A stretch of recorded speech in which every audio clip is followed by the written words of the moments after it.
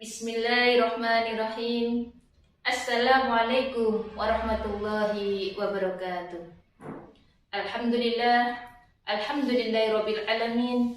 Wassalatu wassalamu ala asrofil anbiya'i wal mursalin wa ala alihi washabihi ajma'in. Bapak Ibu, anak-anakku, keluarga besar SD Al-Islam 3 Gebang Surakarta, para pendengar dan pemirsa yang berbahagia.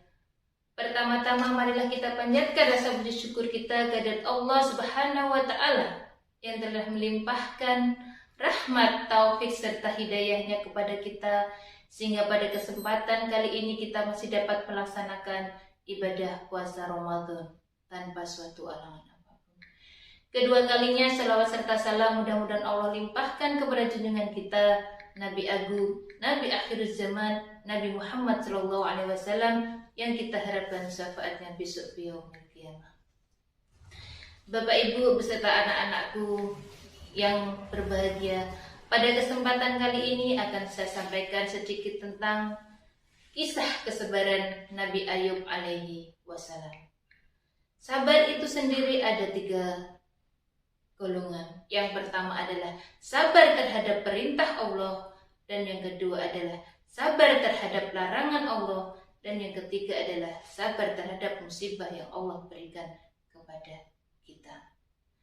Kisah kesabaran ini dicontohkan oleh Nabi kita, Nabi Ayub alaihi wassalam. Nabi Ayub adalah Nabi yang kaya raya, Nabi yang kekayaannya melimpah, Nabi yang ternaknya banyak sekali tidak bisa dihitung jumlahnya.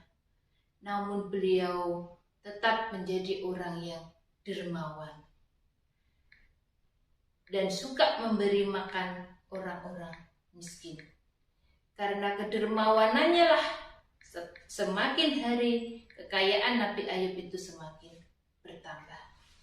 Dan si iblis pun penasaran. Iblis memohon kepada Allah untuk menggoda Nabi Ayub alaihi wassalam. Nabi Ayub yang pertama digoda dengan musnahlah semua kekayaan yang dimilikinya. Lumbung-lumbung padinya terbakar, kekayaan-kekayaan yang dimilikinya habis semua, binatang-binatang ternaknya mati satu persatu. Namun Nabi Ayub tetap tabah dan sabar. Semua apa yang aku miliki ini adalah milik Allah, dan kepadanya lah akan kembali. Nabi Ayub tetap tabah dan sabar. Si iblis berusaha untuk menggoda lagi. Digoda lagi lah yang kedua, yaitu dengan matilah seluruh anak-anak, meninggalnya seluruh anak-anak Nabi Ayub.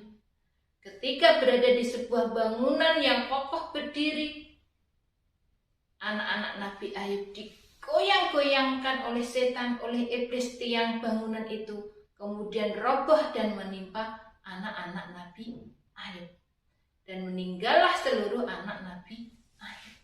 Namun Nabi Ayub berkata apa? Nabi Ayub tetap tabah dan sabar dengan musibah yang Allah berikan kepada Nabi Ayub. Setan tidak bisa menggoda Nabi Ayub. Ujilah lagi Nabi Ayub yang ketiga dengan penyakitnya. Dengan penyakit yang sangat menjijikkan, sampai Nabi Ayub ini diusir oleh kaumnya sendiri dari kampung halamannya. Dan akhirnya Nabi Ayub pun meninggalkan kampung halamannya, meninggalkan kaumnya, pergi ke daerah terpencil. Namun apa yang dilakukan Nabi Ayub? Nabi Ayub tetap taat, tetap patuh, tetap melaksanakan apa yang menjadi perintah Allah Subhanahu wa ta'ala. Setan tidak berhasil menggoda Nabi Ayub. Kemudian setan masih berusaha lagi, masih mencari cara lagi. Kemudian yang digodanya adalah istrinya Nabi Ayub. Istri Nabi Ayub bernama Siti Rahmah. Digodanya hatinya Siti Rahmah, digoyahkanlah hati Siti Rahmah dengan berbagai ujian dan cobaan hidupnya. Kemudian Siti Rahmah pergi meninggalkan Nabi Ayub dalam keadaan sakit parah, badan yang kurus kering, semakin hari semakin kurus. Istrinya pun pergi meninggalkannya. Ketika istrinya meninggalkannya, Nabi Ayub bermunajat kepada Allah, berdoa kepada Allah, "Ya Allah, sesungguhnya aku telah digoda oleh setan dengan sesuatu yang menyedihkan. Ya Allah, sembuhkanlah aku dari segala macam penyakit." Atas izin Allah, Allah pun mengabulkan apa yang menjadi doa Nabi Ayub. Pada saat itu Nabi Ayub menghentakkan kakinya ke dalam tanah, keluarlah air dari dalam tanah, kemudian diminumlah air tersebut dan dipakailah buat mandi. Atas izin Allah, semua penyakit yang ada di Nabi Ayub hilang.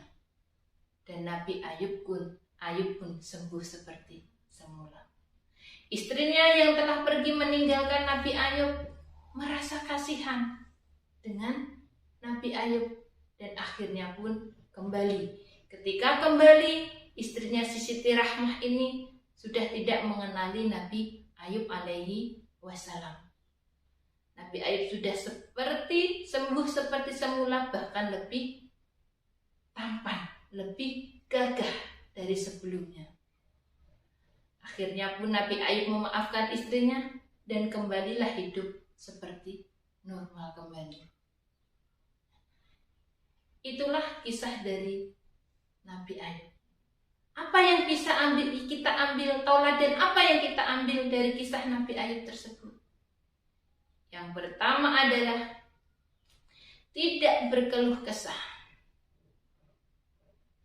Jadi kita tidak boleh berkeluh kesah ketika harta benda kita habis, ketika apa yang kita miliki habis, ketika pangkat, ketika jabatan sudah tidak kita miliki lagi. Kita sudah tidak berkeluh kesah. Semua apa yang kita miliki tidak abadi dan semuanya akan kembali kepada Allah Subhanahu wa Ta'ala.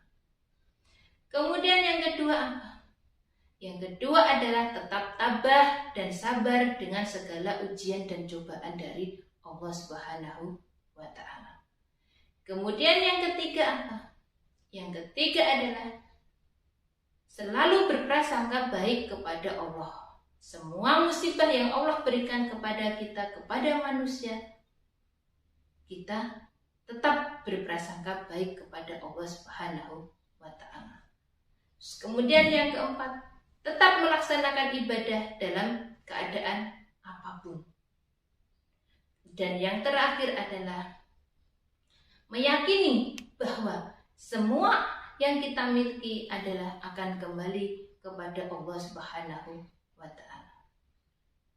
Demikianlah sedikit yang bisa saya sampaikan. Ada kurang lebihnya, mohon maaf yang sebesar-besarnya. Wabillahi taufiq wal hidayah. Wassalamualaikum warahmatullahi wabarakatuh.